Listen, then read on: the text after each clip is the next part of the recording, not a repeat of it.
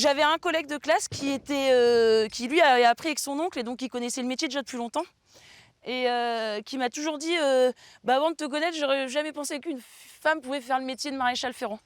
Et ça m'a le plus touchée parce que c'était un gros macho. Donc, donc ça m'a toujours fait plaisir, quoi. J'étais la première femme maréchal ferrant à l'école, oui, à Landivisiau. Donc Landivisiau, c'est la seule école de maréchalerie en Bretagne. Bah, moi, j'ai que des frères, donc ils ont tous eu une mobilette pour leurs 14 ans. Et moi, de 13 ans, quand on m'a demandé ce que je voulais, j'ai demandé un cheval à la place. Dès que j'ai eu un cheval et qu'il y a eu besoin de le ferrer, ça a été du coup, appeler le maréchal ferrant pour qu'il vienne ferrer ma jument. Et ça a été coup de cœur pour le métier, quoi, à me dire que c'était ce que je voulais faire. Et puis c'est resté, quoi. Moi, je pars du principe que plus on est sympa avec les chevaux, plus ils sont sympas avec nous. Ça sert à rien d'aller en force, de toute façon, ils sont plus forts que nous. Donc, Et puis de tout temps, les femmes ont eu la cote avec les chevaux, je pense. La douceur avec les chevaux, ça passe très très bien. Donc bien souvent, ça se passe même mieux qu'avec des hommes.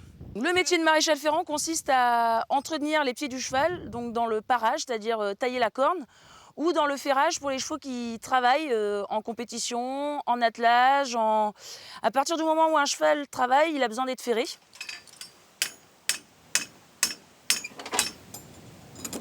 Tous les chevaux ont des pieds différents, donc en fonction de ça, on réajuste. Donc grâce à la forge, on met nos fers à chauffer pour réajuster nos fers en fonction du pied du cheval qu'on est en train de ferrer.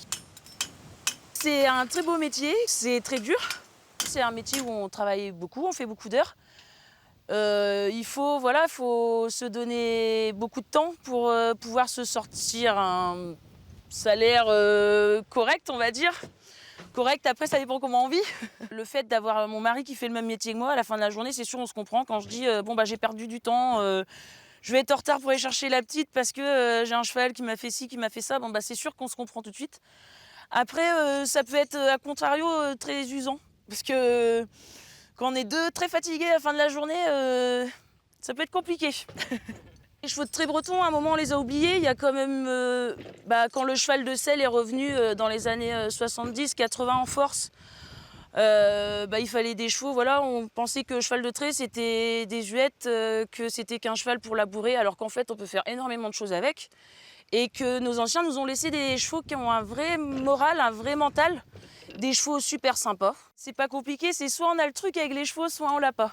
Et en général, quand on met le licol sur la tête d'un cheval ou qu'on le regarde même de loin, on sait si ça va être un cheval compliqué ou facile ou sympa ou qu'il va falloir se méfier, quoi. C'est comme ça, c'est instinctif, on le sait, quoi.